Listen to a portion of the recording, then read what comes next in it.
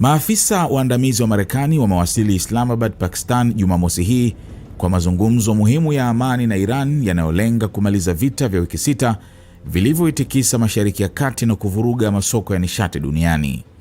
Kwa mujibu wa vyanzo vya Pakistan vilivyonukuliwa na Reuters, ndege ya serikali ya Marekani iliyobeba viongozi wa juu ilitua katika mji mkuu huo kabla ya mazungumzo. Picha zilionyesha ndege ya Air Force 2 iliyombeba makamu wa rais wa Marekani JD Vance ikitua Islamabad.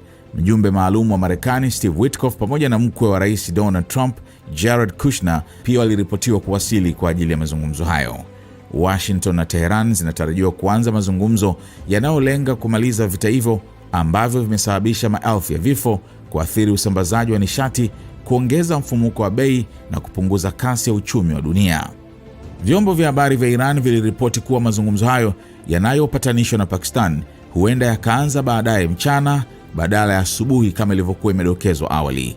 Kwa mujibu wa shirika la habari la Tasnim, ujumbe wa Iran na Marekani unatarajiwa kukutana kwanza kwa nyakati tofauti na waziri mkuu wa Pakistan Shehbaz Sharif kabla mazungumzo rasmi kuanza. Ujumbe wa Iran unaongozwa na spika wa bunge Mohammad Baghel Ghalibaf aliyewasili Islamabad Ijumaa. Akizungumza na waandishi wa habari, Ghalibaf alisema Iran imekuja kwenye mazungumzo kwa nia njema licha ya kutokuwa na imani na Marekani.